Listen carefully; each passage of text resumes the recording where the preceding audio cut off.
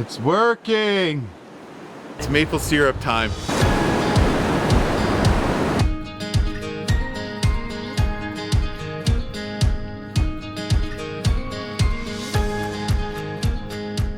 So on our property here, we have a whole bunch of sugar maples. And last year we decided to tap one, and we just made maple sap coffee out of it, which was delicious. Just use the sap instead of water. But this year we want to take it a step further, and we want to actually try to bottle some real maple syrup. So we have the buckets, the little lids, the taps, and still a lot of snow. And I gave Tori the good snowshoes because the other pair is still broken, and I'm gonna have no snowshoes, but the snow's pretty hard packed. We're probably gonna make at least 2 or 3 other videos about this, just showing the kind of whole process of how we make this maple syrup outdoors over a fire. And first step, like I said, tapping the trees. Okay, I'm not walking on top of it.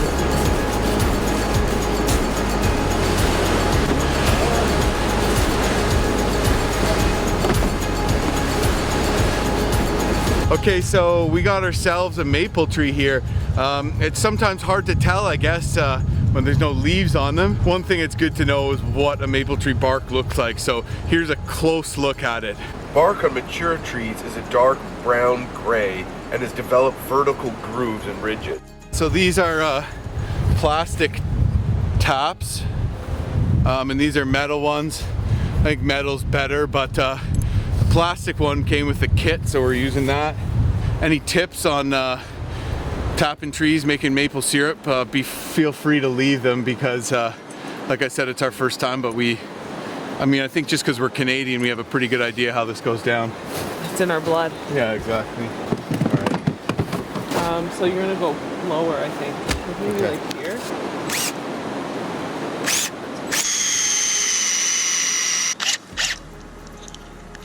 Oh, there's some There you sap go. coming out of there.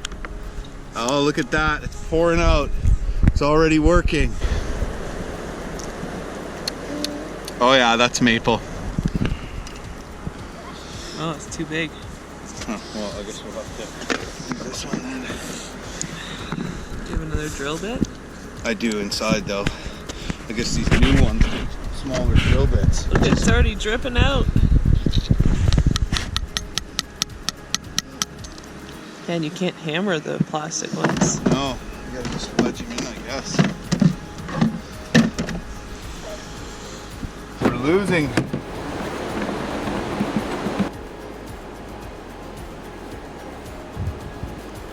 It's working! Leslie's first sugaring experience. There we go. One tree officially tapped.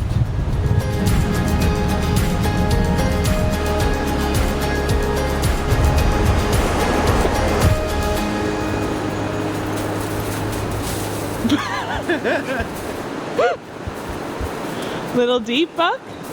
After coming out here, I realized the new plastic taps actually take a smaller hole, so I had to go back and I just brought out the whole drill bit set. The regular size taps, you want a 7/16 drill bit.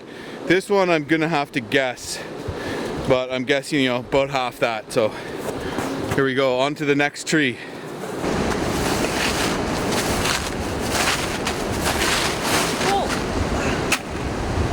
Okay, I put on a 5/16 bit for these smaller things.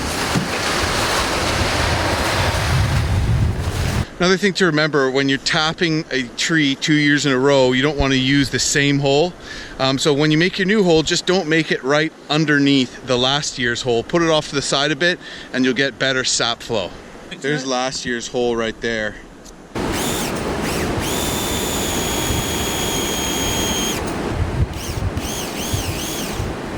There we go.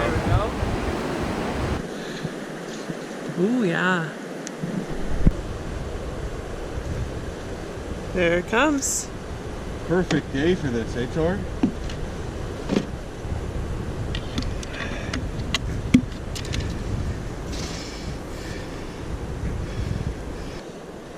So we have 7 of these buckets. And then we have another container that we could take them when they're filled, pour it into that. And so very soon we're gonna start the actual process of boiling it down. Next tree.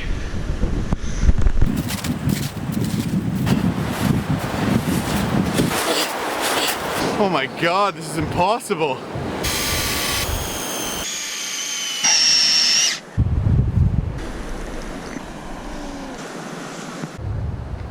Oh, there we go. We just finished tapping 6 trees, a lot of fun. The snow made it a lot more challenging to get around, especially for me because I gave Tori the snowshoes.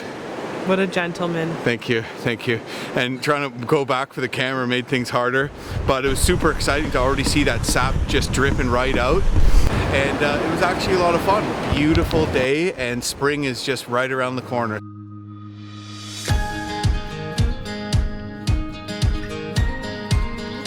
Yeah! Mapley.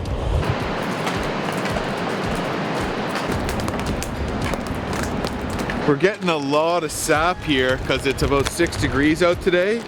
But we noticed these little taps, those little plastic blue taps, were leaking. And a lot of the sap was just pouring out beside them and not going into our buckets. So we're gonna swap them out with these, which have a wider stem, and we could get them in there deeper so none of the sap pours out on either side of the spile.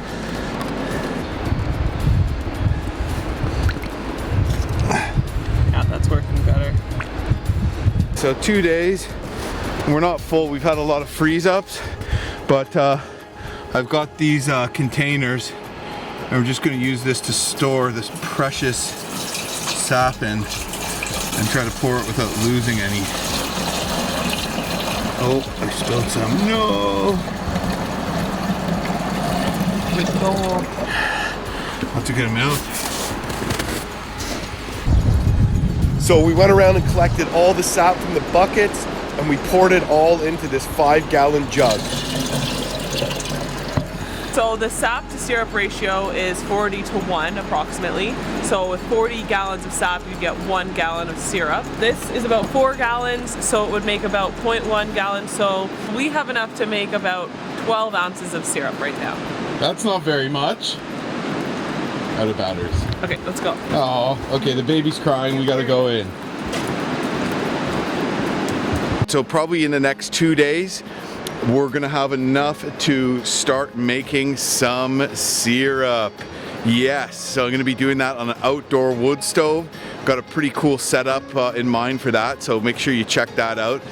One of the things that is really neat about living up here, up north where me and Tori live, is that you can just go and do stuff like this. I mean, I can just look from my living room window and look down at the buckets and see how full they are. I even zoomed in with my camera to see if I could see if there's sap in them or not. And you don't have to travel, you don't have to do anything. You just walk out into your front yard and you tap some trees. And we're lucky to have a lot of maples here. And this is definitely one of the cool perks about living up here, living this kind of lifestyle, is just getting out and doing really cool and fun things like this. And I'm looking forward to when my son Wesley is a little bit older and we could teach him how to do this too. So I'm hoping we can start a tradition here.